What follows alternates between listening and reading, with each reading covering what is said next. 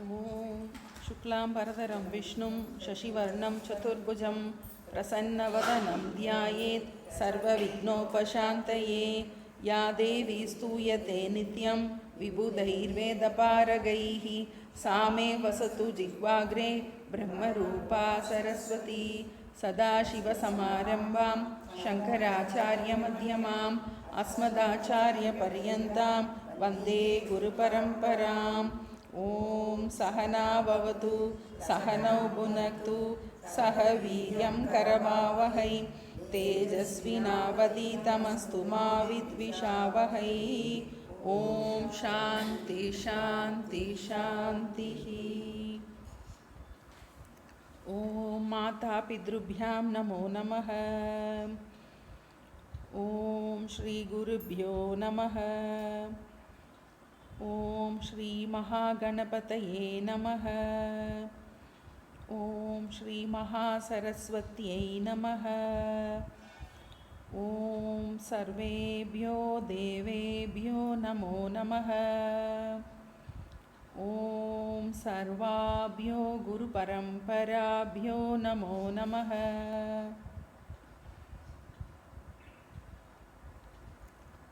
தாயையும் தந்தையையும் சத்குருநாதரையும் இஷ்ட தேவதையையும் மனதினால் நன்கு பிரார்த்தனை செய்து சித்த சாந்தி தியானம் மானச ஜபம் ஆகியவற்றை சில நேரம் சுயமாக அபியாசம் செய்வோமாக.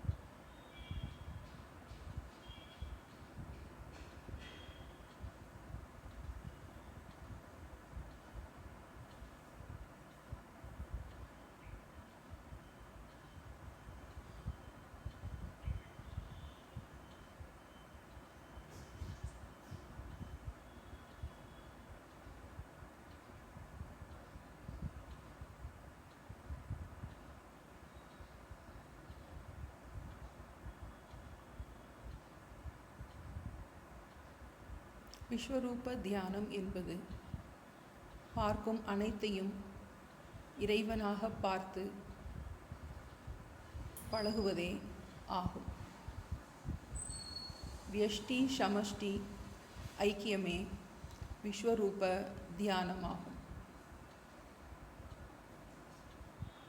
என்னை நான் தனியாக பார்க்காமல்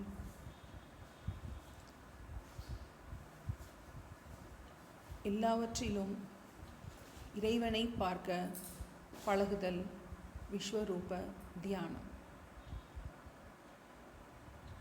என் உடலை நான் பார்க்கும்போது அதனுடைய நியத்தியை நான் அறிகின்றேன். என் உடலில் உள்ள நியத்தியே அனைத்து உடலிற்கும் அடங்குமாகும். என் உடலை நான் பாதுகாக்க நினைப்பது போல அனைத்து உடலையும் பாதுகாக்க நினைப்பது விஸ்வரூப தியானம். உண்மையில் நான் என்பதும் நீ என்பதும் மாயா கற்பனையாகும்.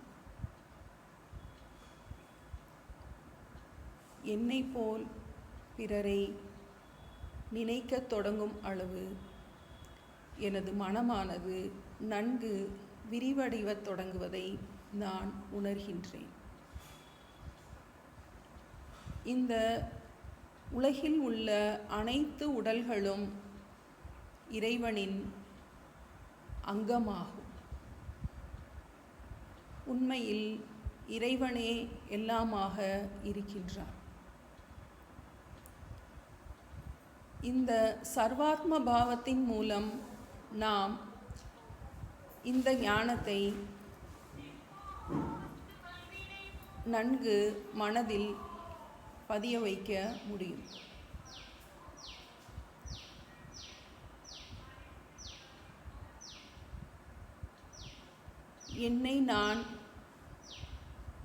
என்னை பிறர் துன்புறுத்துவதை நான் ஒரு நாளும் விரும்ப மாட்டேன். எவ்வாறு என்னை நான் பாதுகாக்க விரும்புகின்றேனோ அவ்வாறே பிறரையும் சிறிதும் துன்புறுத்தாமல் பாதுகாக்க நினைப்பது விஸ்வரூப தியானமாகும். சகுண பிரம்ம உபாசனையில் இதுவே மிக உயர்ந்த உபாசனை ஆகும். இதுவரை இறைவனை ஓர் உருவத்தில், ஓர் நாமத்தில், ஓர் இடத்தில் நாம் பூஜை செய்து வந்தோம். பார்ப்போர் அனைவரையும் இறைவனாக உணர்வது விஸ்வரூப தியானமாகும். என்னை நான் எவ்வாறு நேசிக்கின்றேனோ அவ்வாறே நான் பார்க்கும் அனைவரையும் நேசிக்க தொடங்குவது விஸ்வரூப தியானமாகும். என் உடலை பாதுகாக்க எவ்வளவு அக்கறை எடுத்துக்கொள்கின்றேனோ அவ்வாறே பார்க்கும் அனைவருடைய உடலையும் பாதுகாக்க அக்கறை எடுத்துக்கொள்வது விஸ்வரூப தியானமாகும்.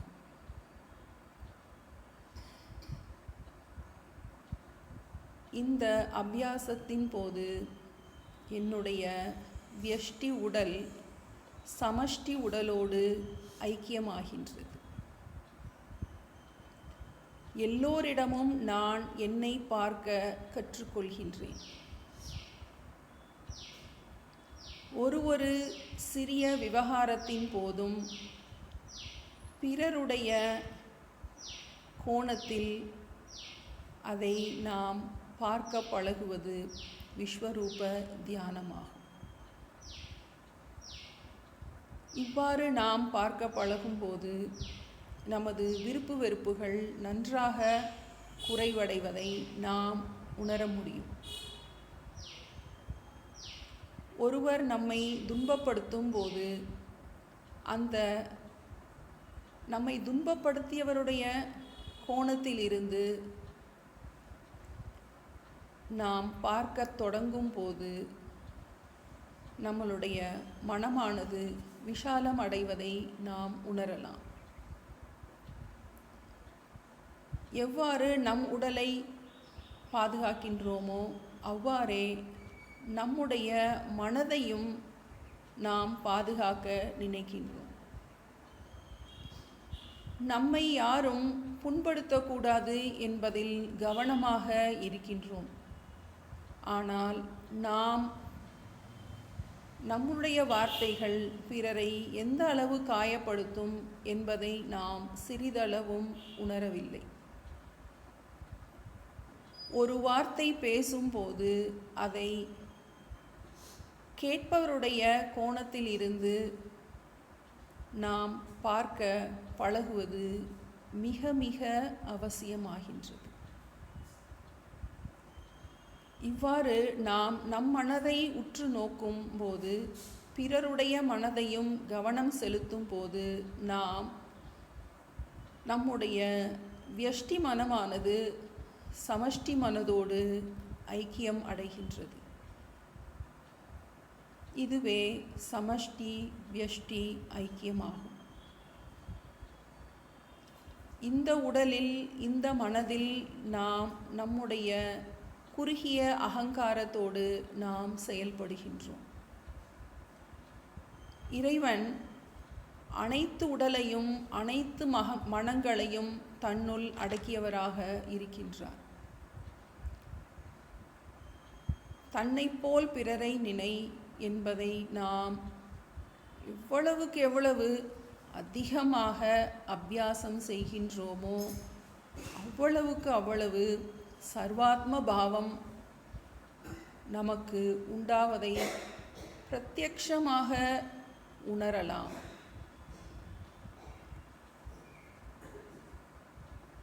இந்த அபியாசம் நம் குறுகிய மனதை நன்கு விரிவடைய செய்யும்.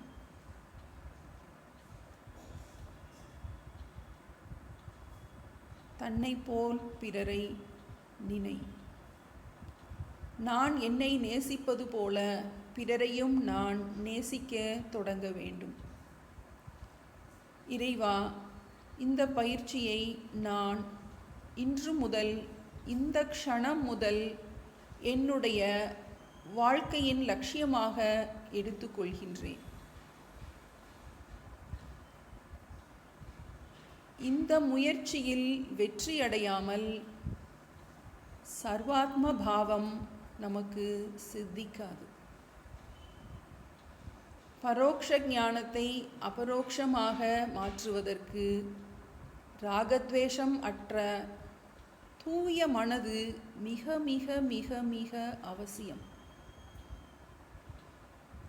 இந்த சமஷ்டி வியஷ்டி ஐக்கிய தியானத்தை ஒவ்வொரு விவகாரத்தின் போதும் நாம் மறக்காமல் கவனத்தோடு நம்முடைய சொல்லையும் செயலையும் நாம் செய்ய வேண்டும். இதற்கு இறை சக்தியும் இறைவனுடைய அனுகிரகமும் மிகவும் தேவை. நம்முடைய இந்த முயற்சிக்கு இறைவனின் கருணையை சில நிமிடங்கள் மனமுருக பிரார்த்தனை செய்து தியானத்தை நிறைவு செய்வோமாக.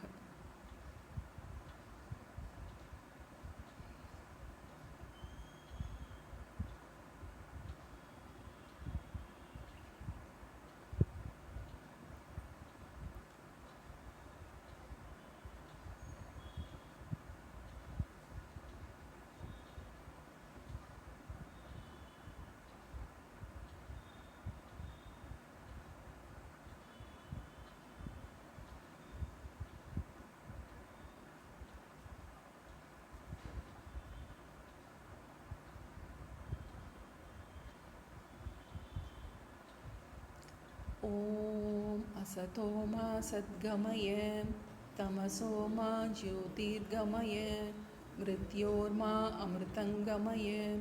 ओम शांति शांति शांति.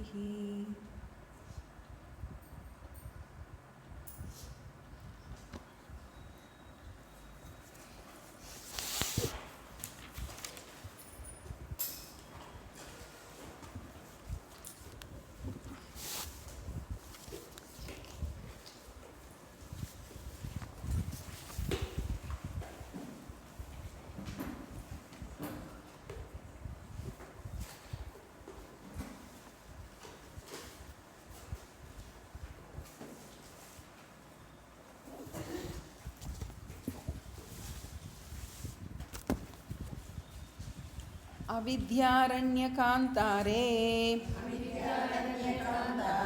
भ्रमतां प्राणिनां सदा विद्यामार्गोपदेष्टारं विद्यारण्यगुरुं श्रये. आत्मानं चेद्विजानीयात् अयमस्मीति पुरुषः किमिच्छन् कस्य कामाय शरीरम् अनुसञ्ज्वरेत्.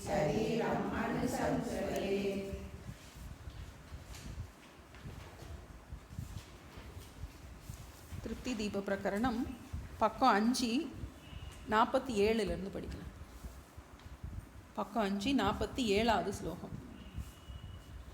நிவృత్తే சர்வசம்சாரே நித்யமுக்தத்வபாசனாத் நிரங்குஷா பவேத் திருப்திः புனः சோகாசமுத்பவாத் अपरोक्ष ज्ञान शोक निवृत्त्या के उबेयिमे अवस्थे जीव के ब्रूते आत्मानं चेतिति श्रुतिः अयमित्यपरोक्षत्वम् उक्तं तद्विविधं भवेत् विषयस्वप्रकाशत्वात् धियाप्येवं तदीक्षणात् अपरोक्षज्ञानकालेऽपि विषयस्वप्रकाशता समा ब्रह्म स्वप्रकाश अस्तीत्येवं विबोधनात् अहं ब्रह्मेत्यनुल्लिख्य ब्रह्मास्मीत्येवमुल्लिखेत् परोक्षज्ञानमेतत् न भ्रान्तं बाधनिरूपणात्. இப்போ நம்ம இது வரைக்கும் பார்த்துருக்கோம். ஆத்மானம் சேத் விஜானியாத் அயம் அஸ்மி இதி பூருஷः கிமிச்சன் கஸ்ய காமாய ஷரீரம் அனுசஞ்சுவரே. இதை தான் நம்ம பார்த்துக்கிட்டு இருக்கோம். இப்போ இதில் நமக்கு அந்த அயம் சப்த விசாரம் இந்த அப்படிங்கிறது அந்த ஏன்னா நம்ம அபரோக்ஷ ஞானம் நம்ம அபரோக்ஷ அனுபூதியிலேருந்து அதனுடைய கண்டினியூட்டிவாக கரெக்டாக நமக்கு அபரோக்ஷ ஞானம்ங்கிறத நல்லா தெளிவுபடுத்துறதுக்காக இந்த அயம் சப்த விசாரத்தை எடுத்திருக்காரு. நித்திய அபரோக்ஷமான அந்த பிரம்மனிடம் எப்படி பரோக்ஷ ஞானம் அபரோக்ஷ ஞானம் சம்பவிக்கும் இந்த விசாரம்தான். அதைத்தான் போயிட்டே இருக்கு நமக்கு. அதுக்கு இந்த தசமன் கதையை சொல்கிறார். இந்த 10ஆம் அவன் அப்படிங்கிற அந்த கதையில் அவன் நித்திய அபரோக்ஷமாக தான் இருக்கான். அவனிடம் பரோக்ஷ ஞானம் அபரோக்ஷ ஞானம் எப்படி உண்டாகின்றது? 10ஆம் அவன் இருக்கின்றான்ங்கிறது பரோக்ஷ ஞானம், 10ஆம் அவன் நானே என்பதை புரிந்து கொள்வது அபரோக்ஷ ஞானம். இதை வச்சு அவர் டெவலப் பண்ணி கொண்டு போகிறார். இதை புரிய வைக்கிறதுக்காக 7 அவஸ்தையை சொல்கிறார். அந்த ஞானத்தோட 7 அவஸ்தைகள்: அஜ்ஞானம், ஆவரணம், விக்ஷேபம், பரோக்ஷ ஞானம், அபரோக்ஷ ஞானம், துக்க நிவர்த்தி, ஆனந்த பிராப்தி. இப்போ இதை நம்ம 4ஆக பிரித்தார். பந்த அவஸ்தை, மோட்ச அவஸ்தைன்னு பிரித்தோம். இப்போ அதில் சொல்லிட்டு வரும்போது அந்த ஆவரணம் 2 வகைப்படும்னு பார்த்தோம். பான ஆவரணம், சத்தாவரணம். சத்தாவரணம் பான கரெக்டாக சொல்லணும். சத்தாவரணத்தினால நமக்கு என்ன கிடைக்குது? பரோக்ஷ ஞானம் கிடைக்கின்றது. பான ஆவரணத்தினால பான ஆவரணம் நீங்குவதால் ஆமாம் ஆமாம் ஞானத்தினால இது நீங்குகின்றது. ஆமாம், பான ஆவரணம் நீங்குகின்றது. அப்போ பிரம்மன் இல்லை என்பது மறைப்பது விளக்குகின்றது. விளங்கவில்லை என்பதை மறைக்கும் சக்தி நீங்குகின்றது அபரோக்ஷ ஞானத்தினால். இப்போ பிரம்மம் இல்லைன்னு சொல்கிற அந்த ஆவரணத்தை நீக்கி பிரம்ம அஸ்தி அப்படின்னு நமக்கு கிடைக்கிறது பரோக்ஷ ஞானம். பிரம்மம் எனக்கு விளங்கவில்லை, எனக்கு அது நன்றாக நேரடியாக எனக்கு அது புரியலை அப்படின்னு சொல்கிறத அதை நீக்கின்றது அந்த பான ஆவரணம் நீங்குகின்றது. எதனால்? அபரோக்ஷ ஞானத்தினால அப்படின்னு சொல்லிட்டு அந்த 7 அவஸ்தைகளில் நமக்கு அந்த கடைசி 2 5ஐயும் 6ஐயும் எடுத்திருக்காரு. அதுதான் ரொம்ப முக்கியமானது. 5ஆவது அவஸ்தையாகிய அபரோக்ஷ ஞானத்தையும் 6ஆவது அவஸ்தையாகிய அந்த துக்க நிவர்த்தி. ஏன்னா இது அதனால தான் நீங்குகின்றது. அப்போ அதுதான் நமக்கு பிரயோஜனம் என்ன, நம்மளுடைய சாதனை என்ன, நம்மளுடைய சாத்தியம் என்ன. நம்முடைய சாதனை நம்ம பண்ண போகிறது அபரோக்ஷ ஞானம் நமக்கு சித்திக்கணும். அதனால கிடைக்க போகின்றது பரிபூர்ண துக்க நிவர்த்தி. இப்போ அதுக்காக அந்த அபரோக்ஷ ஞானத்தை திரும்பவும் ஆழமாக நமக்கு விசாரம் பண்ணும்போது அந்த அபரோக்ஷங்கிறத 2 விதமாக பிரிக்கிறோம் அப்படின்னு சொல்லிட்டு நமக்கு 49வது ஸ்லோகத்தில் போன கிளாஸில் நம்ம அதான் பார்த்தோம். அபரோக்ஷம் என்பது வஸ்துவிலும் ஏற்படும், ஞானத்திலும் ஏற்படும். ஒரு வஸ்துவையும் நம்ம பரோட்சமாக அபரோக்ஷமாக பார்க்கலாம். அந்த அபரோக்ஷமான வஸ்துவிடம் 2 விதமான ஞானம் ஏற்படலாம். ஒன்று பரோட்ச ஞானம், இன்னொன்று அபரோக்ஷ ஞானம் அப்படிங்கிறத பார்த்தோம். அடுத்தது என்ன சொல்கிறாரு, பரோட்ச ஞான காலத்துலேயும் பிரம்மம் வந்து நித்திய அபரோக்ஷமாகத்தான் இருக்கின்றது. அந்த சமயத்தில் அது என்னவாயிடல, அபரோக்ஷமாக. இப்போ எனக்கு என்னோட வீடு வந்து இப்போ என்னவாயிடுச்சு, எனக்கு பரோட்சமாக ஆயிடுச்சு. ஏன்னா அது இங்கே இல்லை. இப்போ பரோட்ச ஞானம் ஏற்படும் போது வஸ்துவும் பரோட்சமாக ஆயிடுது, நமக்கு புரியணும் அதனால. ஆனால் இங்கே என்ன ஆகுது, நமக்கு பிரம்மம் வந்து அபரோக்ஷமாக தான் இருக்குது. ஆனால் அதில் நமக்கு எப்படி பரோட்சம், அப்போ அந்த சமயத்தில் அது பரோட்சம் ஆகி விடுகின்றதா அப்படின்னா இல்லை. அது ஸ்வயம் பிரகாசமாக நித்திய அபரோக்ஷமாகத்தான் இருக்கின்றது அப்படிங்கிறத நம்ம 50வது ஸ்லோகத்தில் நிரூபித்தார். அடுத்த பூர்வபக்ஷம் நம்ம பார்த்தோம். அடுத்ததில் 51ல் பரோட்ச ஞானம்னா என்ன அப்படின்னு சொல்லி கேட்கும்போது, அகம் பிரம்ம, இது வந்து நேற்று ந உள்ளிக்கேன்னு சொல்லிட்டேன், தப்பாக சொல்லிட்டேன். அனுல்லிக்கியன்னா அதை கிரகிக்காமல் இருப்பது. உள்ளிக்கியம்னா கிரகிப்பது, அதை புரிந்து கொள்வது. அனுல்லிக்கியம்னா அதுக்கு ஆப்போசிட், அதை கிரகிக்காமல் இருப்பது. இப்போ நான் பிரம்மம் என்பதை புரிந்து கொள்ளாமல் பிரம்மம் இருக்கின்றது என்பதை மட்டும் புரிந்து கொள்வது பரோட்ச ஞானம். அது பிராந்தி அல்ல அப்படின்னு சொல்லிட்டு ஒரு இதை கொண்டு வந்தார். அது பிராந்தி கிடையாது அப்படின்னு சொல்லிட்டு அந்த பிராந்தியோட லட்சணத்தை சொல்கிறாரு. பாதா அனிரூபநாத், பாத அனிரூபநாத். பாதம்னா நீக்குவது, இது நீங்காமல் இருக்கின்றது. அதுதான் பாத அனிரூபநாத்னா அது விளங்கி கொண்டே இருக்கின்றது அப்படின்னு சொல்லிட்டு இப்போ நமக்கு அடுத்து 52ல் அனிரூபநாத். நிரூபணம்னா நிரூபிப்பது. நிரூபணம்னா நிரூபிக்க முடியாமல் இருப்பது. எதை நிரூபிக்க முடியாமல், பாதை நிஷேதத்தை நிரூபிக்க டபுள் நெகட்டிவ் போட்டிருக்காரு. அதனால நமக்கு நிறைய டபுள் நெகட்டிவ் இவரோட இதில் நம்ம பார்க்குறோம்.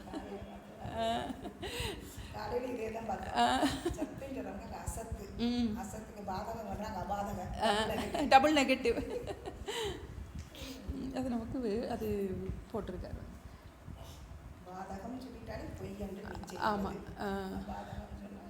இல்லை டபுள் நெகட்டிவ் போடும். இப்போ பிராந்தி அப்படின்னா பிராந்தி லட்சணம் முதல்ல நமக்கு என்ன, இப்போ அதை தான் நம்ம இப்போ இந்த இது கொண்டு வந்துட்டார் வந்து. இப்போ இந்த விசாரம், இப்போ பூர்வபக்ஷம் என்னது, பரோட்ச ஞானம் பிராந்தியா? இப்போ நமக்கு பரோட்ச ஞானம் சொல்கிறீங்களே, அது வந்து பார்ஷியல் நாலேஜ், அது வந்து பிராந்தியா? ஏன்னா நம்ம கயிறு பாம்பு உதாரணம் பார்க்குறோம். நமக்கு பிராந்தி அப்படின்னா பிராந்தி லட்சணம் என்னென்னா, எத் பாத்தியத்தே தத் பிராந்தி. எது நீக்கப்படுகின்றதோ, எத் பாத்தியத்தே தத் பிராந்தி. எது நீக்கப்படுகின்றதோ அது பிராந்தி. இப்போ கயிறு பாம்பு உதாரணத்தில் என்ன பார்க்குறோம், நம்ம முதல்ல பாம்பை பார்க்குறோம், தெளிவாக பார்த்தோன்னே என்ன ஆயிடுது, பாம்பு நீங்குகின்றது, போயிடுது. அதனால பிராந்தின்னு போயிடுது. அப்போ அது மாதிரி இங்கே நம்ம பரோட்ச ஞானம் அபரோக்ஷமாக மாறும்போது அந்த வஸ்து நீங்குகின்றதா அப்படின்னா நீங்கலை. அதனால இது என்ன சொல்ல முடியாது, பிராந்தின்னு சொல்ல முடியாது. பரோட்ச ஞானத்துக்கு பிராந்தின்னு பேரை போடலாமா அப்படின்னா போட முடியாது. ஆனால் அபரோக்ஷமான வஸ்துவில் பரோட்ச ஞானம் ஏற்படுகின்றது. அதுதான் கொண்டு வர்றாரு நமக்கு. இது கொஞ்சம் ரொம்ப இம்பார்ட்டண்ட் கிடையாது இந்த இடம் வந்து நமக்கு பிராந்தி ஞானம்ங்கிறது. ஆனால் நமக்கு தெரிஞ்சு வச்சுக்கிறது ரொம்ப சூக்ஷ்மம். இது வந்து அகாடமிக்காக தெரிஞ்சு வச்சுக்கிறது நமக்கு ரொம்ப, ஏன்னா நமக்கு இதெல்லாம் நமக்கு நுட்பமான விஷயங்கள் இல்லையா நமக்கு. இப்போ நமக்கு இதில் பிராந்திக்கு லட்சணத்தை அடுத்த ஸ்லோகத்தில் சொல்கிறார். பிராந்தினா என்ன, 52. இப்போ 51லேருந்து 55 வரைக்கும் பரோட்ச ஞானம் பிராந்தி அல்ல அப்படிங்கிறத சொல்ல போகிறார். 51லேருந்து 55 வரைக்கும் பரோட்ச ஞானத்தை பிராந்தின்னு நம்ம சொல்ல முடியாது. ஏன்னா பூர்வபக்ஷி அப்படி தான் கொண்டு வர்றான். அதை வந்து அப்போ பிராந்தியாக சொல்லிடலாமா அப்படின்னு சொன்னால் சொல்ல முடியாது. அதுக்கு 4 லட்சணங்கள், பிராந்திக்கு 4 லட்சணங்கள் சொல்லி, இந்த லட்சணங்கள் இந்த பரோட்ச ஞானத்துக்கு பொருந்தாது அப்படிங்கிறத பார்க்க போகிறோம். 51லேருந்து 55 வரைக்கும். 51 2வது வரியிலே நமக்கு தொடங்கிடுது. இப்போ 52 நம்ம ஏற்கனவே அதை சொல்லிட்டேன். நான் வந்து உங்களுக்கு அதனுடைய ஆன்சர் சொல்லிட்டேன். அதுதான் இப்போ 52 நம்ம பார்க்க போகிறோம். பிரம்மநாஸ்தி மானம் சேத் ஸ்யாத் பாத் ஏதத் ததா த்ருவம் நச்சைவம் பிரபலம் மானம் பஷ்யாமோதோ ந பாத்யதே பிரம்மணாஸ்தி மானம் சேத்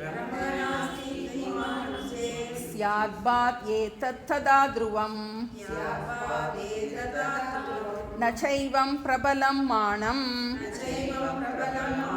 பஷ்யாமோதோ ந பாத்யதே. நம்ம இதை பிரித்து பதப்பொருளை பார்த்துருவோம். பிரம்ம நாஸ்தி இதி மானம் சேத். ஏன்னா இப்போ நம்ம பரோட்ச ஞானத்தில் என்ன பார்க்குறோம்? பிரம்ம அஸ்தின்னு படிக்கிறோம். இப்போ இது பிராந்தியாக இருக்கணும்னா நம்ம பிரம்ம நாஸ்தின்னு வரணும். அதுக்கு ஆப்போசிட்டாக வரணும் இல்லையா? ஏன்னா பாம்பு இருக்கின்றது, பாம்பு இல்லை. அப்போ பிரம்மம் இருக்கின்றது, அது பிராந்தி ஆகணும்னா பிரம்ம நாஸ்தின்னு வரணும். அப்போ பிரம்மம் நாஸ்தி என்பதற்கு மானம் சேத், மானம்னா பிரமாணம் என்பதற்கு எந்த விதமான பிரமாணமும் இல்லை. சாஸ்திரத்தில் பிரமாணம் இல்லை. ஏன்னா எல்லா இதுலேயும் பிரம்மம் இருக்குன்னு தான் சொல்லப்பட்டிருக்கு. பிரம்மம் இல்லை என்பதற்கு பிரமாணம் இல்லை. நீ பார்க்கலைங்கிறதுனால வந்துட்டு அது இல்லைன்னு சொல்ல முடியாது. பார்த்தவங்க இருக்காங்க, உனக்கு தெரியலைங்கிறதுனால வந்து என்ன சொல்ல முடியாது. என்ன நாஸ்திக நீ சொல்லலாம், பிரம்மம் இல்லைன்னு சொல்லலாம், சனிக விஞ்ஞானி சொல்லலாம், பௌத்தர்கள் சொல்லலாம் வந்து. அப்போ அதுக்கு பிரமாணம் இல்லை. மானம்னா இங்கே பிரமாணம். பிரம்ம நாஸ்தி இதி மானம் சேத் ஸ்யாத் பாத் ஏதத் ததா த்ருவம்.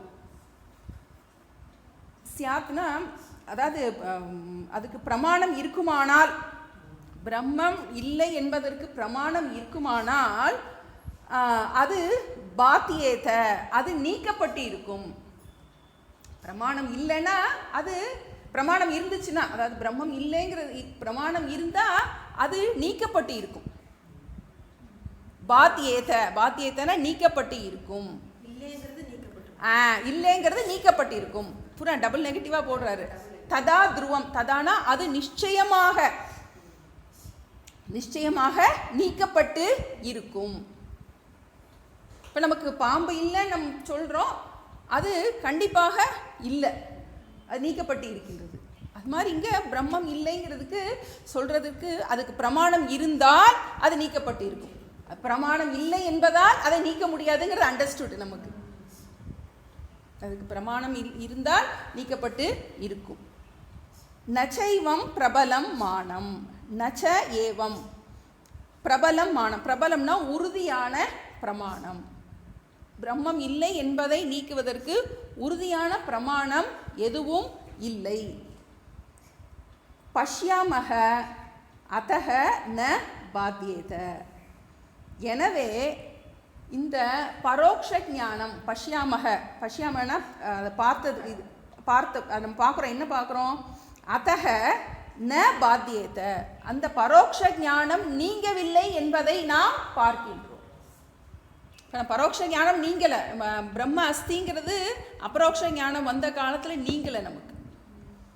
இப்போ ஒரு பிரமாணத்தை அழிப்பதற்கு இன்னொரு பிரமாணத்தை நம்ம யூஸ் பண்ணிக்கலாம். இப்போ ஒரு இடத்துல ரொம்ப ஒரு மாதிரி புகையாக இருக்குது அப்படின்னு பார்க்குறோம். இங்கேருந்து பார்க்கும்போது புகையாக தெரியுது, புகை இருக்குன்னு சொல்லிட்டு அனுமானம் பண்ணுறோம் நம்ம. அங்கே பக்கத்தில் போய் பார்த்தா அது பனி. அப்போ என்ன ஆகுது? நம்ம அனுமான பிரமாணத்தை பிரத்யக்ஷ பிரமாணம் என்ன செஞ்சிருது? நீக்கி விடுகின்றது. இப்போ ஒரு பிரமாணம் வந்து, இப்போ நான் வந்து ஒருத்தர் சொல்கிறாங்க, நான் ஒருத்தரை பற்றி எனக்கு ஒரு அபிப்பிராயம் இருக்குது, வந்து ஒரு தப்பான அபிப்பிராயம் கூட இருக்கலாம். ஆனால் வந்து அவங்க அவ்வளோ நல்லவங்கன்னு ஒருத்தவங்க வந்து ஒரு 2-3 இது ஒரு சம்பவத்தை சொல்லும்போது எனக்கு இருந்த அந்த இது வந்து என்ன ஆயிடுது? அவங்களுடைய வார்த்தைகளை என்னை பிரமாணமாக வச்சு என்னுடைய ஞானம் என்ன ஆயிடுது? மாறிடுது. நம்ம என்ன பண்ணிடுது? இது நீங்குகின்றது, இந்த அறிவு நமக்கு வருகின்றது. இப்போ ஒரு பிரமாணம் துர்லபமாக இருக்கலாம், இன்னொரு பிரமாணம் பிரபலமாக இருக்கும். பிரபலமான பிரமாணம் வரும்போது துர்லபமான பிரமாணம் நீங்குகின்றது. இந்த பெரியார் கோஷ்டி கடவுள் இல்லைன்னு சொல்லலாம் ஆனால் நம்ம என்ன சொல்கிறோம்? சாஸ்திரம் சொல்லியிருக்கு. அதான் பிரம்ம அஸ்தின்னு பார்த்தவங்க சொல்கிறாங்க அப்போ நம்ம என்ன பண்ண முடியாது? அந்த பிரமாணத்தை நாம் மறுக்க முடியாது. அப்போ இது பிராந்தின்னு சொல்ல முடியாது. ஏன்னா இவன் இன்னும் பிரத்யட்சமாக பார்க்கல, இவனுக்கு இன்னும் பரோட்சமாக தான் இருக்குது. அப்போ சப்த கிரகணத்தை நம்ம சப்த பிரமாணத்தை வச்சுக்கிட்டு என்ன சொல்கிறோம்? நம்ம பிரம்ம இந்த பரோட்ச அபரோக்ஷ ஞானம் வந்ததுக்கப்புறம் இந்த பிரம்ம அஸ்தித்வம் இருந்துக்கிட்டு தான் இருக்குது. அதனால் இதை பிராந்தின்னு சொல்ல முடியாது. இது முதல் லட்சணம். பிராந்தி இது பரோட்ச ஞானம் பிராந்தி இல்லை அப்படிங்கிறதுக்கு முதல் காரணம் இது. அடுத்து ரெண்டாவது சொல்கிறார்.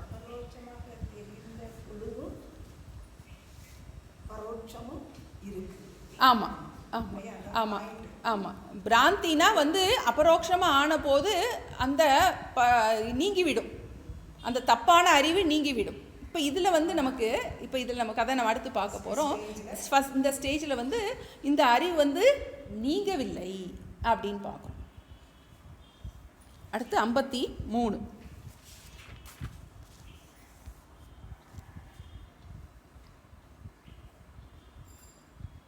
இப்போ இதில் இன்னொன்று என்னென்னா நமக்கு இதில் இன்னும் அடுத்து வரப்போது தெரிஞ்சுக்கிறவங்க ரெண்டுக்கும் என்ன டிஃப்ரென்ஸ், பிராந்திக்கும் என்ன டிஃப்ரென்ஸ் அப்படின்னா கயிறு பாம்பு உதாரணத்தில் பாம்பு நீங்குகின்றது. இப்போ அபரோக்ஷ ஞான காலத்தில் இப்போ நம்ம இந்த பிரம்மன் விஷயத்தில் we have an additional information, ஒரு கூடுதல் அறிவு உண்டாகின்றது.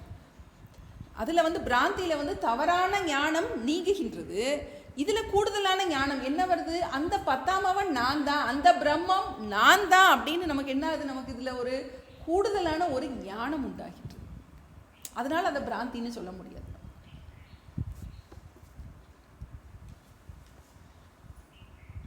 ஐம்பத்தி 3. வியக்தனுல்லேக மாத்ரேன பிரமத்வே ஸ்வர்கதீரபி பிராந்தி ஸ்யாத் வியக்தயனுல்லேகாத் சாமான்யோல்லேக தர்ஷனாத் வியக்த்யனுல்லேக மாத்ரேன பிரமத்வே ஸ்வர்கதீரபி பிராந்தி ஸ்யாத் வியக்தனுல்லேகாத் சாமான்யோல்லேக தர்ஷனாத். உல்லேக்கணம்னா நம்ம பார்த்தோம், நம்ம கிரகிக்கிறது புரிந்து கொள்வதுன்னு பார்த்தோம். இப்போ இதை ரெண்டு விதமாக பிரிக்கிறார். இப்போ பரோட்ச ஞானம் அபரோக்ஷ ஞானம்னு சொன்னோம். இதை வியக்த உல்லேக்கணம் சாமானிய உல்லேக்கணம்னு பிரிக்கிறார். அதாவது சாமானிய ஞானம் விசேஷ ஞானம்னு சொல்கிறோம் இல்லையா, அது மாதிரி சாமானிய ஞானம் விசேஷ ஞானம் சொல்கிறாரு. எப்படின்னா நம்ம நேரடியாக நமக்கு அனுபவமாக இல்லை அப்படிங்கிறத சாமானிய ஞானம் சொல்கிறாரு. விசேஷ ஞானம்ங்கிறது நமக்கு குறிப்பாக நாம் புரிந்து கொள்வது, அதை நன்றாக குறிப்பாக நல்லா புரிஞ்சுக்கிறது. அப்போது இங்கே ஒரு உதாரணம் சொல்கிறாரு. இப்போ நீ ஒரு விஷயம் அபரோக்ஷமாக இல்லை அப்படின்னா அது இல்லைன்னு சொல்ல முடியாது. அப்படிங்கிறதுக்கு ஸ்வர்க்கத்தை நம்ம பார்த்தோம். இப்போ ஸ்வர்க்கம் என்பது உனக்கு ஒரு நாளும் என்னவா இருக்க முடியாது, அபரோக்ஷமாக இப்போதைக்கு இருக்க முடியாது. அதனால அது இல்லைன்னு சொல்லவும் முடியாது. அதை நம்ம இல்லைன்னோ சொல்ல முடியாது. நமக்கு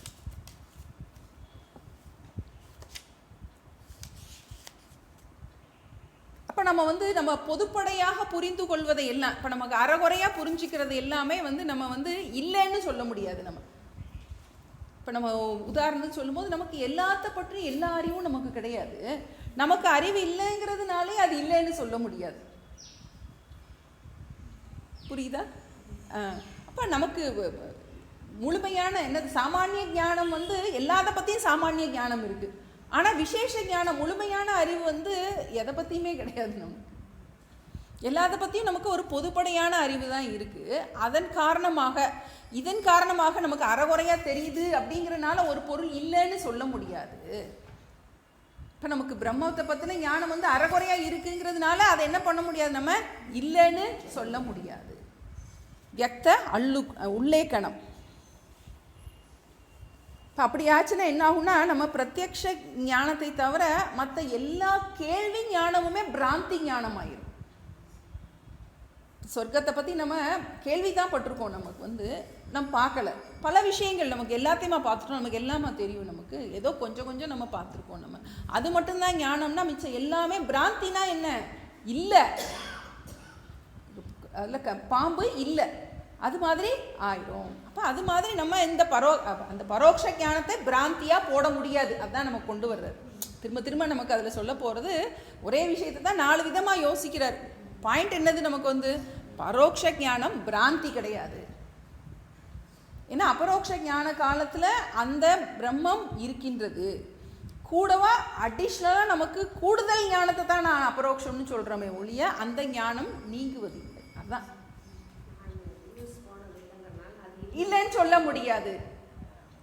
அதே தான் நம்ம இந்த உலகத்தில் இல்லைன்னு சொல்ல முடியாது. நான் இந்த காமராஜர் வீடு நான் பார்த்ததில்லை அப்படின்னாங்கிற அது இல்லைன்னு சொல்ல முடியாது. நம்ம இங்கே டீச்சர் சொல்கிறாங்க, அங்கே திருப்புகழ் சாமி மடத்தில் வந்து எடுக்க என்னைக்கு டீச்சர் தை அமாவாசை, ஆடி அமாவாசை, ஆடி அமாவாசை அன்னைக்கு அங்கே அந்த இதில் வேல் குத்தி, அந்த சாதம் சும்பிட்டுட்டு வேல் குத்திடுவாங்களாம்.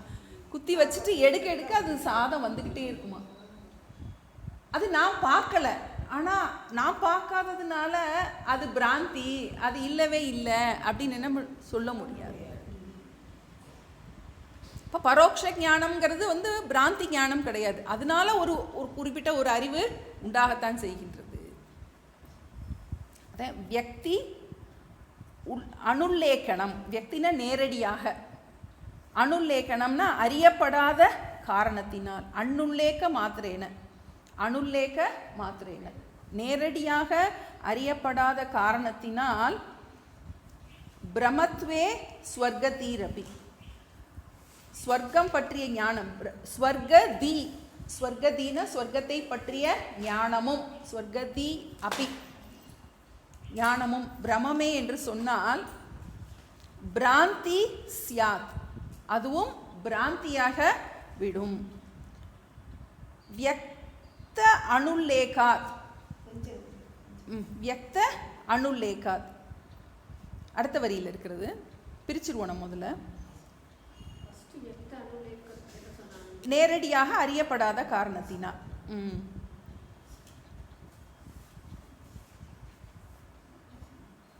வியக்தி அனுல்லேக்க மாத்திரேன பிரமத்வே ஸ்வர்கதீரபி, நேரடியாக அறியப்படாத காரணத்தால் மட்டும் பிரமை என்று சொன்னால், நேரடியாக அறியலைங்கிறது காரணத்தினால பிரமைன்னு சொன்னீன்னா ஸ்வர்கதீரபி பிராந்திஹி சியாத். அதை குறிச்சுக்கோங்க, அது சென்டென்ஸ். ஸ்வர்கதீஹி அபி, ஸ்வர்க்கத்தை பற்றிய ஞானமும் பிராந்தியாகவே இருக்கும். அது ஒரு சென்டென்ஸ். நமக்கு முதல்ல வந்து ஹேத்து நமக்கு வந்து அது வந்து வியக்த அல்லுன்னேக்க மாத்திரேன, உனக்கு நேரடியாக அறியப்படவில்லை என்ற காரணத்தினால் அது வந்து பிரமைன்னு சொன்னால் ஸ்வர்கதீஹி அப்பி, ஸ்வர்க்கத்தை பற்றிய ஞானமும் பிரமையாகவே இருக்கும். வியக்த அனுல்லேகாத், ஏன்னா அதனுடைய விசேஷ ஞானம் அடையப்படாததால். எதை பற்றின விசேஷ ஞானம்? சொர்க்கத்தை பற்றின விசேஷ ஞானம். விசேஷ ஞானம் என்ன? அப்ரோக்ஷ ஞானம். அதுதான் அவர் பதத்தை மாற்றி போட்டு குழப்புறாரு நம்மளை வந்து. சாமானிய உள்ளேக்க தர்ஷனா, சாமானிய உள்ளேக்க தர்ஷனா பரோட்ச ஞானம். இப்போ ரெண்டு பேர் போடுறாரு வந்து, சாமானிய ஞானம், விசேஷ ஞானம்.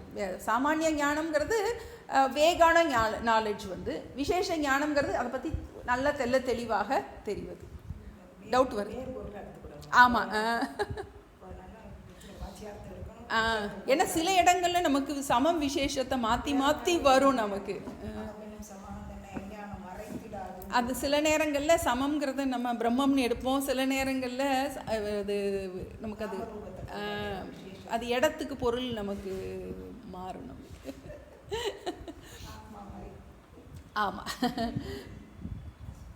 வியக்த அனுல்லேகாத் சாமானிய உல்லேக தர்ஷனாத்.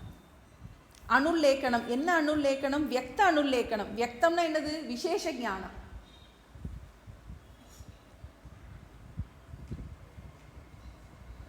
ரெண்டு, அதாவது வார்த்தை ஜாலம் பயன்படுத்துறாரு. விசேஷ ஞானத்துக்கு என்ன சொல்றாரு?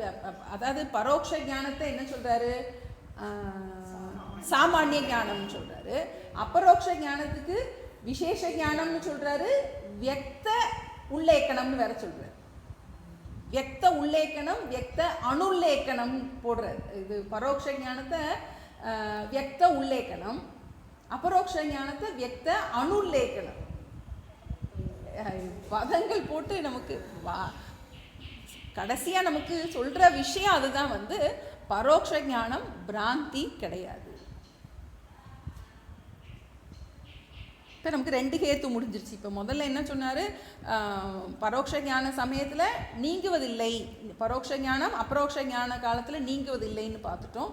இன்னொன்று, நமக்கு உனக்கு நேரடி ஞானம்தான் உனக்கு ஞானம் அப்படின்னா மிச்சம் எல்லாமே பிராந்தி ஆயிரும். பிராந்தினா இல்லைன்னு ஆயிரும். அது யுக்திக்கு பொருந்தாது அப்படின்னு ஒன்று சொல்லுவாங்க. எது டீச்சர்? பரோட்ச நேரடியான ஞானம் ஏதோ ஒரு ஃப்ளோவில் சொல்லிட்டேன்.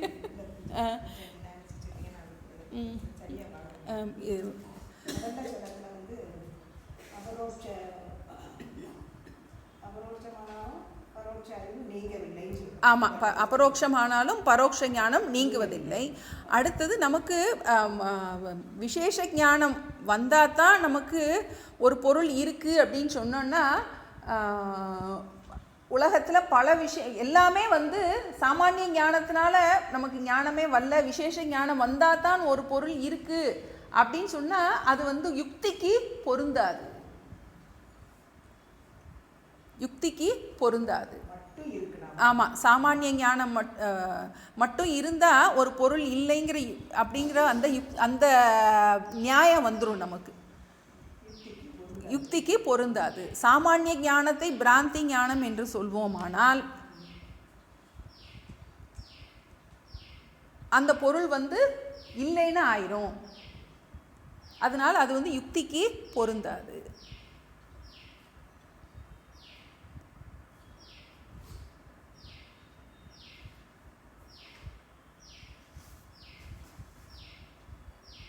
அதாவது நேரடியாக அறியப்படாத காரணத்தால் ஒரு பொருள் இல்லை என்று நாம் சொல்ல முடியாது.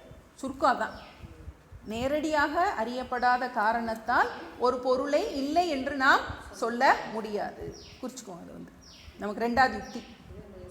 எசன்ஸ். ஆமாம், எசன்ஸ். நேரடியாக அறியப்படாத காரணத்தால் ஒரு பொருளை இல்லை என்று நாம் சொல்ல முடியாது.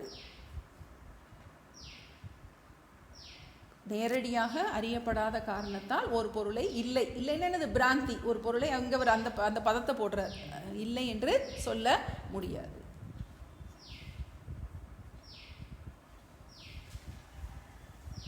இப்போ இங்கே இருக்குள்ள எழுதிக்கோங்க. அபரோக்ஷ ஞானம் ஈக்குவல் டு விசேஷ ஞானம் ஈக்குவல் டு வியக்த உல்லேக்கணம். 3 பதம் இருக்குது. ஏன்னா அப்போ தான் புரியும் உங்களுக்கு. அபரோக்ஷ ஞானம் ஈக்குவல் டு விசேஷ.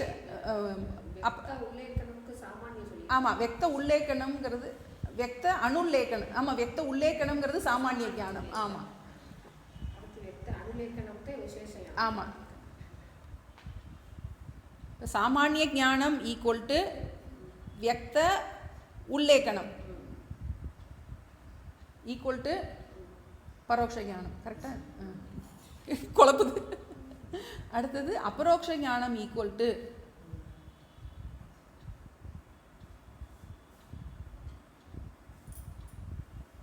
வியக்த உல்லேக்கணம் ஈக்குவல் டு கரெக்டா அனுல்லேக்கணம் வருமா? ஈக்குவல் டு விசேஷ ஞானம். கரெக்டா?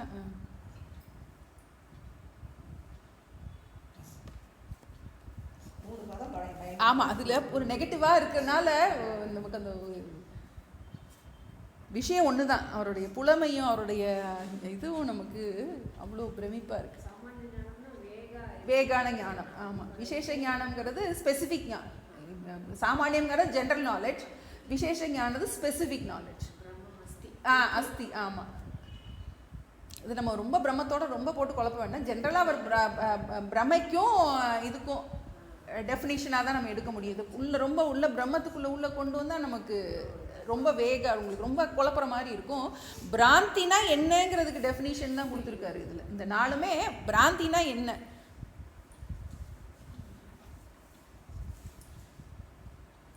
அடுத்து 54. अपरोक्षत्वयोग्यस्य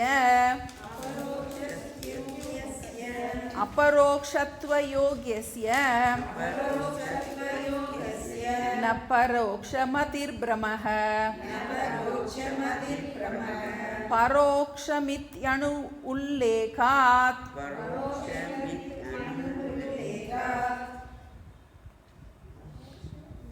परोक्षम इति अनुल्लेखात्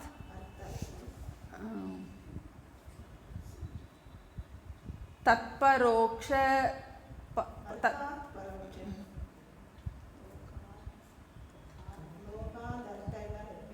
अर्थात् अर्थात् परोक्षय संभवात्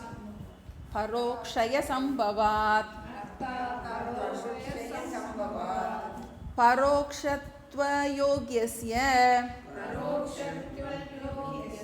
न परोक्षमतिर्भ्रमः परोक्षमित् अनुल्लेखात् अर्थात् परोक्षय संभवात्. இதில் திரும்ப நம்ம அதே தான் பார்த்தது தான். அபரோக்ஷ ஞானத்திற்கு யோக்கியமான வஸ்துவிடம் பரோக்ஷ ஞானத்தை அடைவது பிரமை அப்படின்னு சொல்கிறார். அபரோக்ஷ ஞானத்தை அடைவதற்கு யோக்கியமான வஸ்துவிடம் பரோக்ஷ ஞானத்தை அடைவது பிரம. பரோட்சமாக இருக்கிறதுல நீ பரோட்ச ஞானம்னு சொல்றியே, அது பிரம அப்படின்னு சொல்லிட்டு சொல்ற. யோக்கியமான வஸ்துவிடம் அபரோக்ஷ ஞானத்தை அடைவதற்கு யோக்கியமான வஸ்துவிடம் பரோக்ஷ ஞானத்தை அடைவது பிரமை. இது கொஞ்சம் ஒரு மாதிரி ரொம்ப ட்விஸ்டிங்காக தான் இருக்குது. முதல் இதை பிரிச்சுருவோம். அபரோக்ஷத்வ யோகியஸ்ய, அபரோக்ஷ ஞானத்தை அடைவதற்கு தகுதியான அந்த வஸ்துவாகிய பிரம்மத்திடம் ந பரோக்ஷமதிஹி, ந பரோக்ஷமதினா பரோக்ஷ ஞானம் உண்டாவது பிரமை என்றால் ந இங்கிட்டு சேர்க்கணும். அது பிரமையா? அபரோக்ஷ ஞானத்தை அடைவதற்கு தகுதியான பிரம்மத்திடம் பரோக்ஷ ஞான மதி உண்டாவது பிரமை என்றால் இல்லை. ந இங்கிட்டு இந்த பக்கம் எடுக்கணும். ஆமாம்,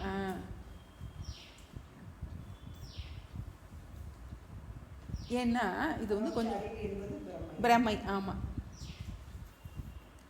நம்ம இதை கொஞ்சம் பார்த்துருவோம். இதை எப்படி எனக்கு ஏன்னா அவர் என்ன சொல்கிறாருன்னா, உண்மையிலேயே பரோட்ச ஞானம்னு ஒன்று இல்லவே இல்லை. பிரம்ம அஸ்மிங்கிறது தான் ஞானம் ஆனால் நம்ம முதல்ல நமக்கு குரு சொல்லி கொடுத்து புரிஞ்ச உடனேயே என்னமோ ஞானமே வந்த மாதிரி ஒரு இது இருக்கு அது நமக்கு அந்த அறிஞர்கள் தான் அதை பிரித்து சொல்கிறாங்க. ஆனால் அந்த ஞான காலத்தில் சிஷ்யனுக்கு இது பரோட்சம் அபரோக்ஷம்லாம் தெரியாதான். ஏன்னா அவர் சொல்கிறாரு, ஆரம்ப காலத்தில் தத்துவமசின்னு முதல்ல தத்துவபோதம் படித்தப்போவே உனக்கு தெரிஞ்சாலுமே உனக்கு ஆனால் அது ஞானமாலாம் இல்லை. உண்மையிலே ஞானம் வந்து உனக்கு எப்போ வருது? அகம் பிரம்ம அஸ்மி புரியும் போது தான் உனக்கு ஞானமே வருது. இது வந்து சும்மா அந்த பேரை போட்டிருக்கு அப்படின்னு சொல்லி உப்புக்கு அதுக்கு ஒரு எக்ஸாம்பிள் சொல்கிறாரு பரமார்த்தானந்த சாமி சொல்கிறாரு. ஒரு இந்த இது அகழ்வாராய்ச்சி பண்ணுறாங்களாம். பண்ணும்போது ஒரு புராதான காயின் ஒன்று கிடச்சிச்சான். புராதான காயின் கிடச்சிச்சா. அதில் பார்த்தா வந்து 100 BCன்னு போட்டிருந்துச்சான். அதில் வந்து 100 BCன்னு போட்டிருந்துச்சு அந்த காயினில் வந்து. BCன்னா கிறிஸ்துவுக்கு முன்பு. என்ன கிறிஸ்துவுக்கு முன்பு. இப்போ 100 BCன்னா அப்போ கிறிஸ்துவே பிறக்கலை. வந்து நீ வந்து அந்த காயினை அவன் புதைச்சப்ப வந்து அந்த கிறிஸ்துவே பிறக்கலை. அதுக்கு முன்னாடி நீ வந்து அந்த காயின் இருக்குன்னு அது ஒரு ஒரு டைம் ஃப்ரேம் நீ போடுறது எப்படி தப்போ, அது மாதிரி உனக்கு ஞானம்னாலே வந்து அபரோக்ஷ ஞானம்தான்.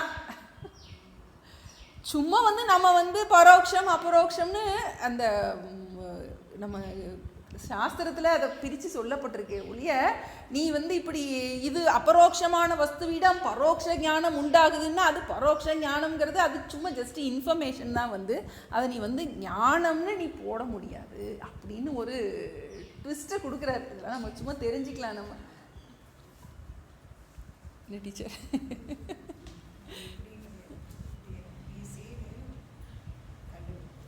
ஆமாம் ஆமாம்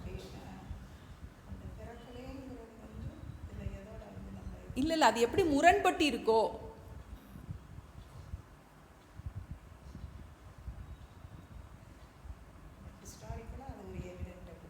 எப்படி டீச்சர்? ஆமாம் ஆமாம். அதாவது 100 BCக்குரிய காயின் வந்து அப்போ கண்டிப்பாக அச்சிட்டு இருக்க முடியாது.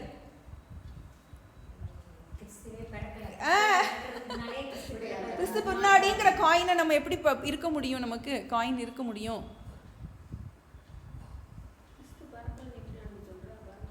இல்லை அந்த காயினில் வந்து 100 BCன்னு போட்டது அது ஒரு கற்பனையாக அவர் சொல்கிறாரு. ஒரு காயின் நீ அப்படி எடுத்தினா அது எப்படி முரண்பட்டு இருக்குமோ அது மாதிரி அபரோக்ஷ ஞானம் வர்றதுக்கு முன்னாடியே நீ வந்து ஒரு ஞானம்னு ஒன்று சொல்கிறதே அது வந்து ஞானமே கிடையாது. அது ஒரு இன்ஃபர்மேஷன்.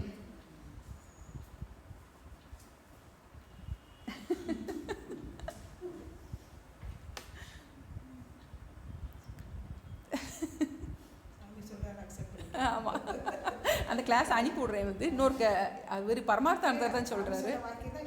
ஆமாம்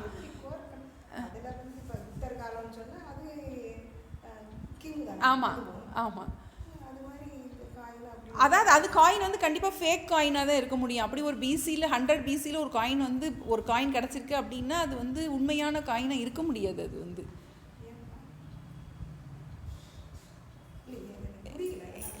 இல்லை டீச்சர். இப்போ ஹிஸ்டாரிக்கலி இப்போ தானே இந்த BCங்கிறதெல்லாம் இவால்வ் ஆகிருக்கு. நமக்கு 100 BCயில் வந்து ஒரு காயின் போட்டிருக்கேன். எடுத்து அந்த BC போட்ட எடுத்து போடுறதுக்கு வந்து கிரைஸ்ட் பிறந்ததுக்கு அப்புறம் தானே இப்போ அந்த BCங்கிற கான்செப்டே நமக்கு வந்திருக்க முடியும். நமக்கு ஆமாம். இல்லை அந்த காயினை வந்து அவன் கண்டுபிடிச்சிருக்கலாம். BCக்கு முன்னாடி இருக்குன்னு அவன் கண்டுபிடிக்கிறது வேற, அந்த காயினில் BCன்னு எழுதியிருக்குங்கிறது சொல்கிறது வேற. அதுதான் அந்த காயினில் BCன்னு எழுதியிருக்கு அப்படின்னா வந்து அப்போ அந்த காயின் வந்து பொய்யான காயின், கண்டிப்பாக BCக்குரிய காயின் கிடையாது. BC ஏதோ ஒரு தோண்டி எடுத்து அது BCக்குரிய காயின் அவன் கண்டுபிடிச்சான்னா வேற, அந்த காயினில் BCன்னு எழுதியிருக்கு அப்படின்னா அதை வந்து எப்படி நமக்கு வந்து ஆத்தென்டிக்காக நம்ம எடுத்துக்க முடியாது. அது மாதிரி வந்து அபரோக்ஷ வஸ்துவிடம் பரோட்ச ஞானம் உண்டாதுன்னு நீ சொல்கிறீன்னா அது வந்து அதை வந்து நம்ம ஒரு குறிப்புக்காக நம்ம சொல்கிறோம். அந்த உண்மையிலேயே அதை வந்து ஒரு ஏன்னா அதனுடைய ஆடட் ஞானம் வந்ததுக்கப்புறம் தான் அது அபரோக்ஷமாகவே ஆகும். அதனால் அதை வந்து அப்படின்னு ஒரு எக்ஸாம்பிள் சொல்கிறார் அதில் சொல்லும்போது. என்னக்கா பரோட்ச ஞானம்னு ஒன்று அதை பெருசாக ஞானம்னு நம்ம எடுக்க முடியாது. அபரோக்ஷ வஸ்துவிடம் பரோட்ச ஞானம் எப்படி உண்டாகும் அப்படின்னு சொல்லும்போது அது வந்து அந்த சிஷ்யனோட பார்வையில் பார்க்கும்போது அவர் சொல்கிறாரு, நீ முதல்ல அந்நேரமே எனக்கு ஞானமே கிடச்சிருச்சுன்னு தான் குதிப்ப, அப்புறம் தான் உனக்கு கொஞ்ச நாள் கழிச்சு தான் புரியும் அது ஞானமே இல்லைங்கிறது உனக்கு அப்புறம் தான் புரியும். ஏன்னா அது கண்டிப்பாக நம்ம எல்லாருக்குமே இருக்கும். ஏன்னா நம்ம குரு சொல்லி கொடுப்பாரு, எல்லாம் பிரித்து சொல்லி கொடுத்துருவாரு. ஆனால் அப்போ நமக்கு புரிஞ்ச மாதிரி இருக்கும். நான்லாம் நினச்சிருக்கேன் அதுக்கப்புறம் ஓம் நமோ பகவதே தட்சிணாமூர்த்தி மஹ்யம் மேதாம் பிரக்ஞா பிரேச்சஸ்வக எதுக்காக சொல்லணும், நமக்கு தான் புரிஞ்சிருச்சே அப்படின்னு அந்த எண்ணம் வந்திருக்கு, எனக்குலாம் வந்திருக்கு. அப்புறம்தான் அது நிஷ்டைக்காக சொல்கிறோம், அது ஞானம் வந்துட்டாலும் அது வந்து ஞானத்தோட பிரயோஜனம், அப்படி ஒரு பிரம நமக்கு நேரம் வரும். அது எனக்கு வந்திருக்கு. அது எத்தனை பேர் ஆனஸ்டாக சொல்கிறேன், நான் வந்து நமக்கு நேரம் எல்லாம் எனக்கு புரிஞ்சு போச்சு, எனக்கு எல்லாம் முடிஞ்சு போச்சுங்கிற மாதிரி ஒரு அந்த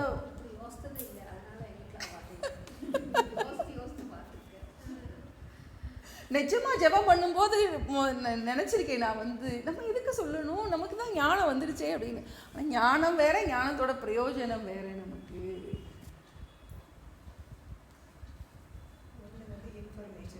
ஆமாம் டிரான்ஸ்ஃபர்மேஷன். நமக்கு அது அந்நேரம் நமக்கு அது முடிஞ்ச மாதிரி தெரியும். ஆனால் வந்து அப்புறம்தான் வந்து நமக்கு இன்னும் ஆழமாக நமக்கு பிரயோஜனம் கிடைக்கல. ஞானத்துக்கும் ஞான நிஷ்டைக்கும் அந்த கேப் இருக்குது, அதனுடைய பிரயோஜனத்துக்கும் கேப் இருக்குது அப்படின்னு நமக்கு அது ஒரு டைம் எடுக்கும் நமக்கு அது புரியுறதுக்கு.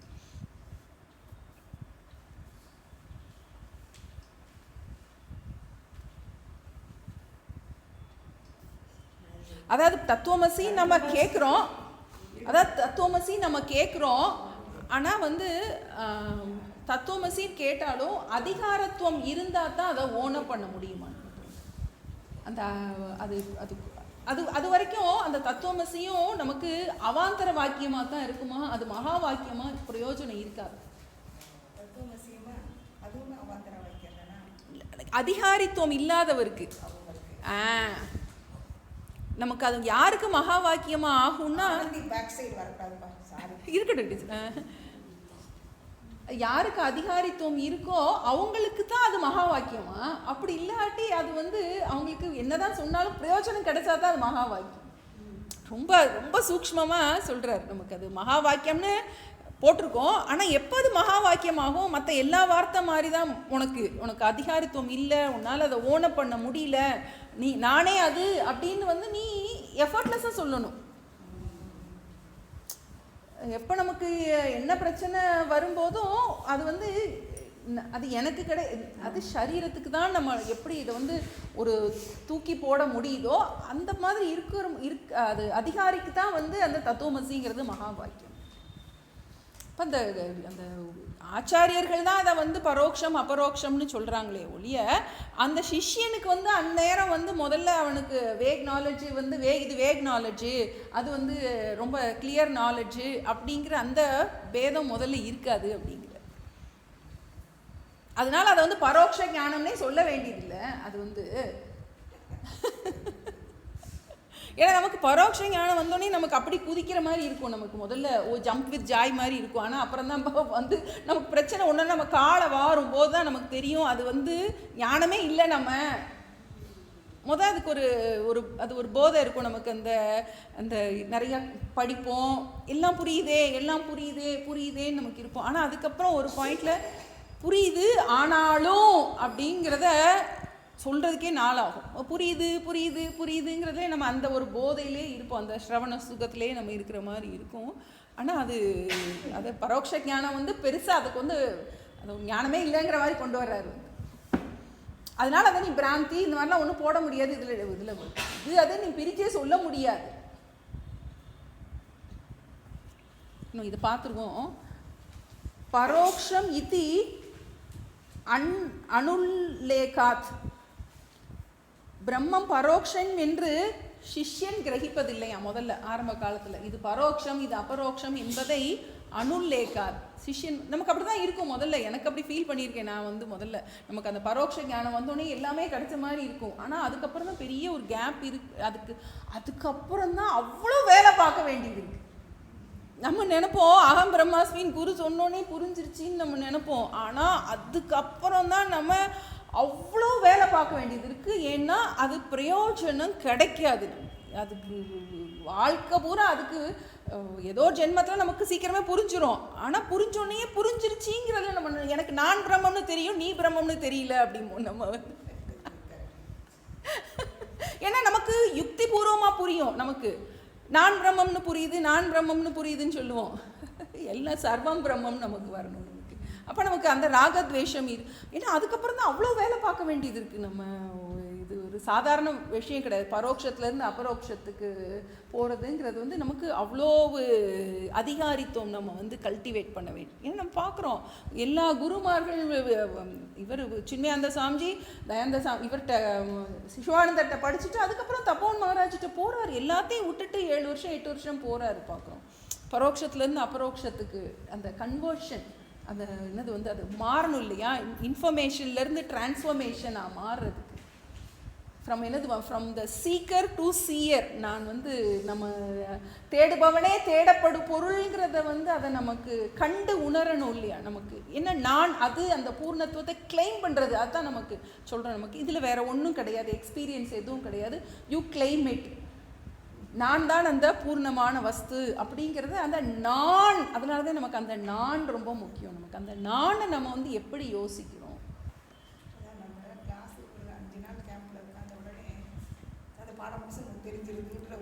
ஒரு இது வரும் நமக்கு.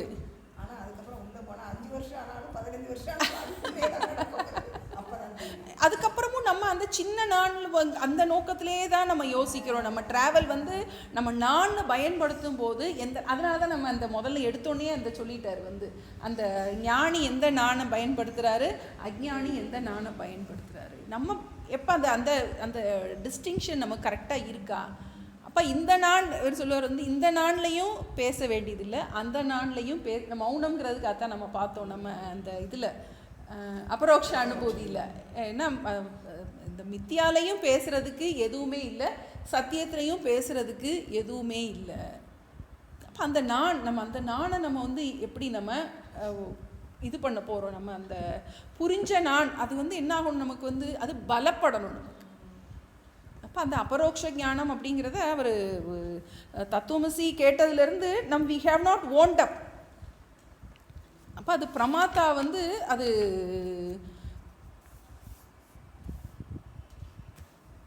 பிரம்மத்தை அஸ்தி என்று புரிந்து கொள்கின்றான். அவர் தான் அப்படித்தான் சொல்கிறார், பிரம்மம் அஸ்தி என்று புரிந்து கொள்கிறான். அதுக்கு நம்ம பரோட்ச ஞானம்னு ஒரு பேரை கொடுத்துருக்கோம். பிரம்மம் அஸ்தி என்று புரிஞ்சுக்கிறான், அதுக்கு நம்ம பரோட்ச ஞானம்னு சொல்கிறோம். ஆமாம், இருக்கிறது அப்படின்னு பரோட்ச ஞானம்னு சொல்கிறோம். ஏன்னா என்ன கேள்வி, அபரோக்ஷத்திற்கு யோக்கியமான அந்த வஸ்துவிடம் பரோட்ச ஞானம் உண்டாவது தவறு அல்லவா. அவனுக்கு ஏதோ ஒரு ஞானம் வந்திருக்கு, அதை வந்து அவன் வந்து அறகுறையான ஞானம் வந்திருக்கு, அதை வந்து பரோட்சம்னு பேர் சொல்லியிருக்கோம். அது ஞானமே கிடையாது. அது வந்து அது பிரம்மத்தை பற்றின ஞானம், அது பிரம்ம தன்னை பற்றின ஞானம் கிடையாது. பிரம்மம் இருக்குங்கிறது பிரம்மத்தை பற்றின ஒரு ஞானம். அது நான்கிறது அது வந்து ஒரு முழுமை பெறாத ஒரு ஞானமாக தான் இருக்குது. அதுக்கு நம்ம வந்து பரோட்ச ஞானம்னு பேரை கொடுத்துருக்கோம். அது அபரோட்ச ஞானம் அடைஞ்சவங்களால தான் இதை வந்து இது அது ஏன்னா அது வரைக்கும்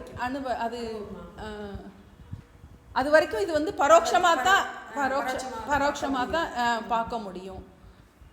அது அபரோக்ஷமாக அவங்களுக்கு வந்து அதுக்கு வந்து அது அந்த நானை வந்து கிளைம் பண்ணி பண்ணி பண்ணி பண்ணி பழகும்போது அது வந்து வஸ்து வந்து அதுவானால் அதுவாவருங்கிற மாதிரி நம்ம இதெல்லாத்தையும் விடுவது தான் நமக்கு அந்த நிஷ்டை. கிளைமிங்னா என்னது, இந்த ஜீவாத்ம புத்தியை பூர்ணமாக விடுவது, வேற எதுவும் அடைவது கிடையாது. நமக்கு வந்து எல்லாவற்றையும் விடுவது, எல்லாவற்றையும் இருக்க சத்தியத்துவத்தை விடுவது, அதுதான் நமக்கு அந்த அந்த பரோட்சத்துக்கும் அபரோக்ஷத்துக்கும் உள்ள பரோக்ஷம் இத்தி அன்னுல்லேகாத் அர்த்தாத். அர்த்தாத்னா அதன் காரணமாக சிஷ்யன் கிரகிப்பது இல்லை.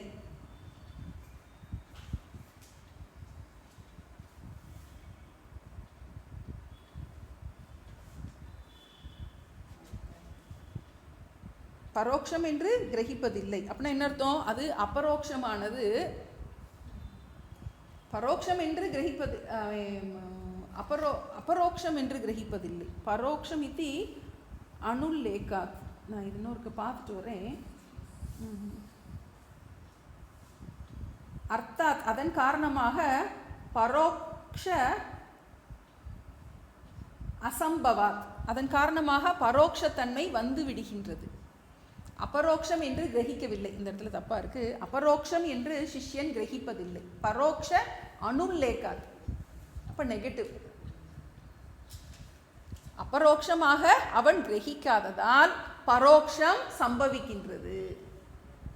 அபரோக்ஷம் என்பதை அவன் கிரகிக்காததால் பரோக்ஷம் சம்பவிக்கின்றது. அது கரெக்டாக வருது இல்லையா?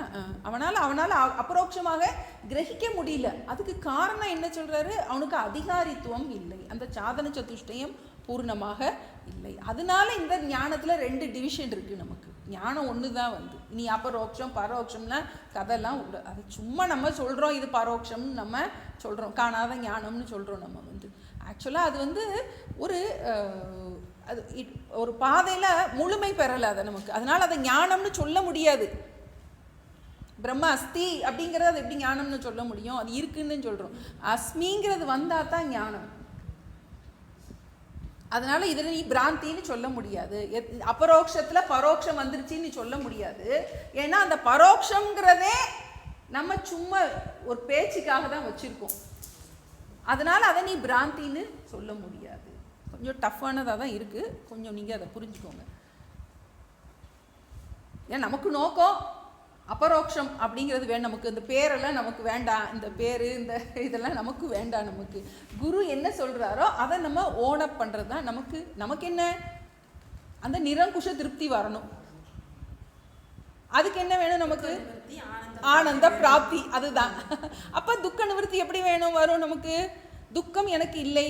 எனக்கு நல்ல ஞாபகம் இருக்குது. நாங்கள் மாண்டூக்கிய உபநிஷத்து கேம்ப்பு போனோம். நமக்கு 5 கேம்ப் வச்சார் சாமிஜி. 5 கேம்ப் முடிச்சதுக்கப்புறம் கடைசி நாள் வந்து கடைசி கேம்பில் தியானம் எடுத்தார். தியானம் எடுக்கும்போது முதல் கிளாஸில் வந்து எனக்கு தியானம் தேவையில்லை என்பதை தியானம் செய்கின்றேன் அப்படின்னாரு.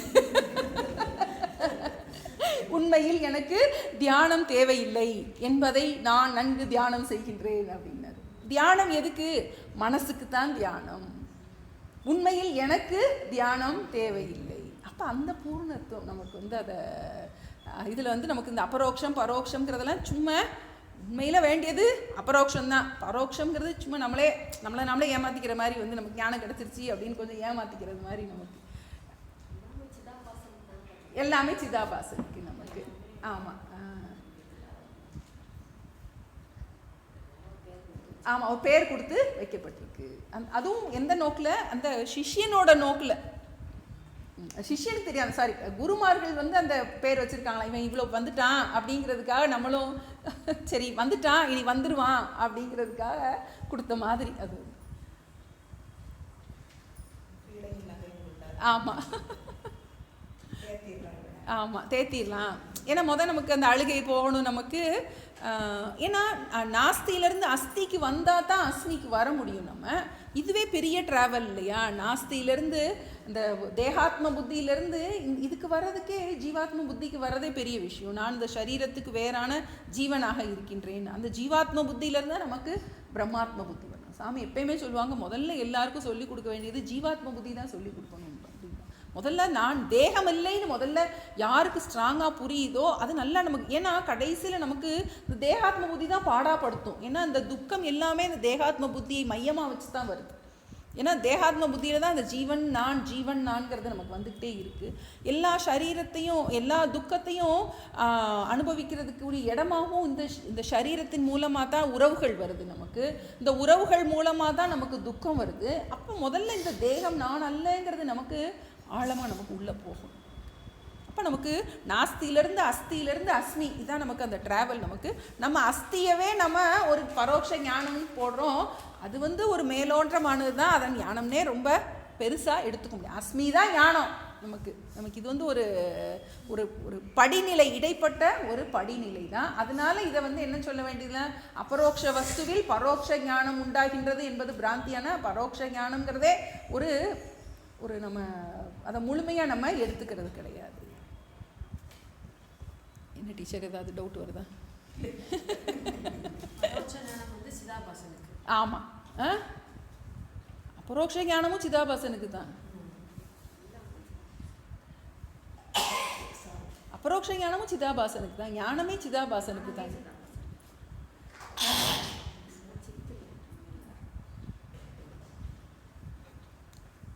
அந்த அபரோக்ஷ ஞானத்தை சிதாபாசன் அடைந்தால் அவனுக்கு நிரங்குஷ திருப்தி. ஏன்னா பிரம்மத்துக்கு எதுவுமே கிடையாது, எந்த அவன் ஸ்வரூபம் அவ்வளோதான், அகம் அவ்வளோதான். அதில் ஒன்றும் ஞானம் திருப்தி எதுவுமே, எல்லாமே நம்ம தான் படிச்சுட்டு இருக்கோம். எல்லாமே எல்லா அவஸ்தைகளும் யாருக்கு? நமக்கு இந்த 7 அவஸ்தை யாருக்கு? திரும்ப திரும்ப படித்தோம் இல்லையா 7 அவஸ்தை. அதனால தான் இப்படி திரும்ப திரும்ப சுற்றி விடுறாரு அவரும். நம்ம எங்கேயாவது ஸ்டக்கப் ஆகி நிற்போம். அபரோக்ஷ ஞானம் யாருக்கு? அப்போ பரோட்ச ஞானம் இவனுக்கு, அபரோக்ஷ ஞானம் அவனுக்கா அப்படின்னு. அபரோக்ஷ ஞானம் தான் முடிந்த இது மாதிரி இப்போ சொன்னேன். ஆமாம், ஏன்னா மற்றதுலாம் பிராந்தின்னு சொல்லிட்டு. ஆமாம், அதனால எது பிராந்தி? எது பிராந்தி? எது பிராந்தி? பிராந்தின்னு ஒன்று இல்லவே இல்லை. ஞானம் நான் அகம் பிரம்மாஸ்மி அப்படிங்கிற ஞானம் வந்து பொய்ன்னு சொல்லியாச்சு. பொய் கிடையாது, அது என்ன சத்தியம் கிடையாது. அதான் ஆமாம் ஆமாம் ஆமாம், ஞானம் மெய் அதில் தான் இருக்கும். அப்போ அது எப்படி சிதாபாசன்ல போய் சேர்ந்துருச்சு? எதில் சிதாபாசன் போய்? நீ சொன்னீல இப்போ அபரோட்சமும் அபரோட்ச ஞானமும் சிதாபாசன். ஆமாம், அபரோக்ஷ ஞானம் சிதாபாசனுக்கு தான். ஆமாம், முரண்பாடா கான்ட்ரடிக்ஷனா இருக்கு. எதுக்கு கேள்வி கரெக்டாக கேளுங்க. கரெக்டாக கிளாஸ்ல வந்து அன்னைக்கு கிளாஸ்ல வந்து சித்தோ சிதாபாசன் இந்த 7 அவஸ்தைக்கு. ஆமாம் ஆமாம், சிதாபாசன் தான் சொல்லி. ஆமாம், 7 அவஸ்தை சிதாபாசன். பந்தப்பட்டிருக்கிறது யாரு? பந்தப்பட்டது போல இருக்கிறது யாரு? சிதாபாசன் தானே. இப்போ இன்னைக்கு வந்து சொல்ற ஞானம் வந்து இப்போ இது வந்து சுயம் பிரகாசம்ங்கிற ஞானம் தான் இது. சொன்னது இப்போ சொன்னது. ஆமாம், மற்றதெல்லாம் அபரோக்ஷ ஞானம். அபரோக்ஷ ஞானம். இன்னொன்று என்ன சொல்லப்ப பரோட்ச ஞானம் இருக்கு இல்லையா, அது இல்லைன்னு சொல்லிட்டேன். ஆமாம், அப்போ இது முடிஞ்சதா ஆயிடுச்சு. இது சிதாபாசன் எப்படி கன்க்ளூட் பண்றாங்க? இதுக்கு சிதாபாசனுக்கு தானே அபரோக்ஷ ஞானம் வருது. 7 அவஸ்தையுமே சிதாபாசனுக்கு தானே. சிதாபாசனுக்கு தான் எல்லா அவஸ்தைகளுமே சிதாபாசனுக்கு தான் வந்து. இப்போ அபரோட்ச ஞானம் கிடைச்சிச்சு. கிடைச்சவனால தான் நம்ம நீ சொன்னதெல்லாம் புரியும். ஆமாம், புரிஞ்சிச்சு. அப்போ அது எப்படி சிதாபாசன் தான் எனக்கு அபரோக்ஷ அவஸ்தை அவனுக்குன்னா அவ தானே அபரோக்ஷ ஞானம் அதுக்கு தானே வருது. 7 அவஸ்தை வருது. சரி,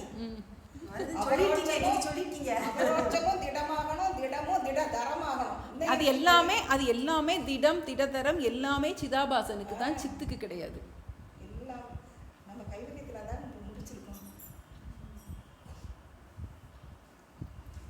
இல்லை, டவுட்டை கிளியராக கேளுங்க. வந்து நம்ம இன்னும் டிஸ்கஸ் பண்ணுவோம். நமக்கு வந்து ஏன்னா நமக்கு எல்லாமே வந்து எல்லா அவஸ்தைகளுமே சிதாபாசன். நமக்கு அதனால தான் 2 ஆர்டர் ஆஃப் ரியாலிட்டி நம்ம சொல்கிறோம். வந்து ஒன்று வந்து எப்படி விழிப்பு, இது வந்து சூப்பர் வேக்கர்னு சொல்லுவார். வந்து super walker waking stage, super waking stage. இது கண்ட ஞானமா? எது கண்ட ஞானம்? ஆமாம், பரோக்ஷ ஞானம். கண்ட ஞானம். கண்ட ஞானம் யாருக்கு? சிதாபாசனுக்கு தானே. பிரம்மத்துக்கு தான் எதுவுமே இல்லையே.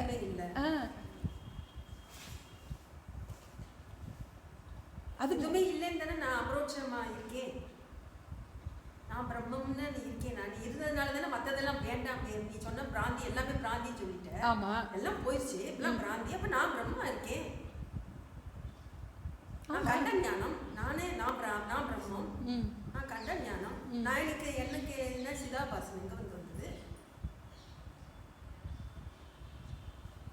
கண்டன்னு வார்த்தையை யூஸ் பண்றீல, கண்டன்னு ஒன்று வருதுல, அங்க ஒருத்தர் இருக்காண்ட. இப்போ நீங்கள் சிதாபாசனே இல்லைன்னு சொல்ல வரீங்களா? என்ன சொல்ல வரீங்க? சிதாபாசன் இருக்கான்னு சொல்ல வரீங்களா? சிதாபாசன் இல்லைங்கிறது யாருக்கு? ஞானிக்கு இல்லை. நான் பிரம்மம்ங்கிற அந்த திடத்துல இருக்கிறவனுக்கு சிதாபாசன் இல்லை.